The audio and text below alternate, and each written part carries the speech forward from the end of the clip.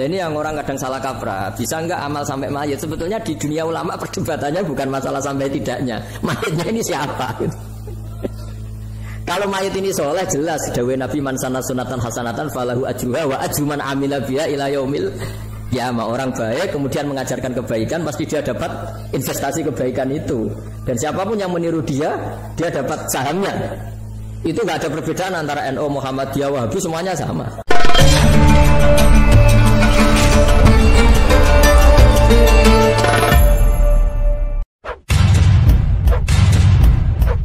Memang Islam mulai dulu itu membolehkan orang amal untuk orang lain. Jadi dulu ada orang, ya Rasulullah, orang tua saya ini sudah sepuh, beliau sangat ingin haji, tapi kalau haji nggak bisa karena sudah tidak bisa berkendara unta. Kata Nabi, ya sudah kamu saja yang haji sebagai ganti bapak kamu. Sehingga idza mata ibnu adam in qata amalu itu termasuk anak yang soleh, sedekah dan apa. Memang mulai dulu Islam itu ada beberapa hal yang amal itu bisa diamali pada orang lain. Awaladin sholihin yatullah, terus adalah beberapa. Nah korban juga gitu. Biasanya anak-anak yang soleh itu perasaannya dulu bapak kami miskin, nggak mampu berkorban, nggak mampu akikah. Biasanya anaknya terus melakukan itu untuk bapaknya.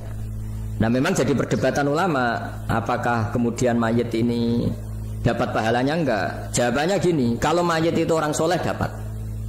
Kalau nggak soleh itu kemungkinan dapat kecil. Misalnya gini, ada mayit yang zaman hidup itu antipati ngamal.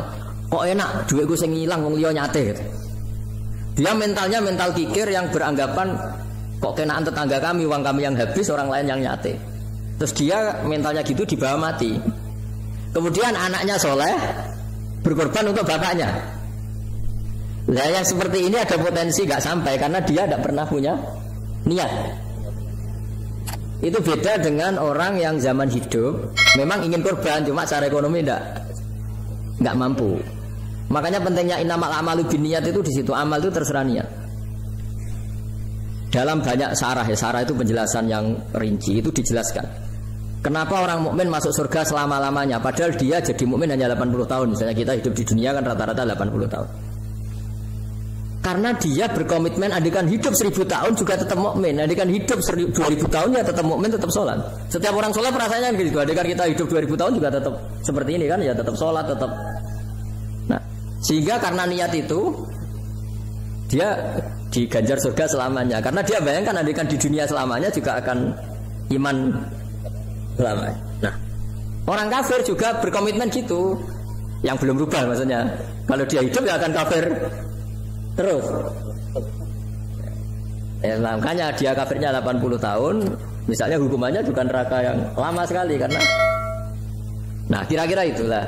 Makanya kalau mayat tidak soleh ini kita yang sebagai ulama berdebat karena tadi itu kan ibarat gini, ada mayat sama sekali nggak pernah sholat, bahkan dulu itu mengkritik orang sholat, terus dia mati, anaknya jadi orang soleh sering tanya saya, Gus sholatnya bapakku tak kodoin ndak?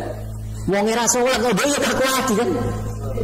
Beda dengan misalnya kita punya bapak soleh misalnya, terus pas beliau koma ya Profesor Jenny koma 2 hari kan keluarganya kalau ngodoi kan paling 2 hari pas koma. Lah ini orang enggak sholat mulai kecil sampai tua sampai mati. Anaknya soleh tersiksa, anak saya tak kodoi gak. Lah bapakmu sholat mboten. Wah ya kesel kowe. Sudah kesel, orang ini enggak pernah berkeinginan sholat. Dan beda dengan nyun sewu ibu saya atau bapaknya Mbak Ova. Memang ibu saya ya tidak sholat itu karena sudah koma atau sudah apa, sudah banyak alat-alat medis yang terpasang. Ini cara ngodoi jumlahnya ya jelas dan sumpet karena memang beliau andikan sehat komitmennya juga sholat. Nah ini yang orang kadang salah kaprah. Bisa enggak amal sampai mayit? Sebetulnya di dunia ulama perdebatannya bukan masalah sampai tidaknya. Mayitnya ini siapa? Gitu. Kalau mayit ini soleh jelas dawai Nabi man sana sunatan hasanatan falahu ajruha wa ajruman amila biha ila yaumil qiyamah. Orang baik kemudian mengajarkan kebaikan, pasti dia dapat investasi kebaikan itu. Dan siapapun yang meniru dia dapat sahamnya. Itu enggak ada perbedaan antara NU, Muhammadiyah, Wahabi, semuanya sama.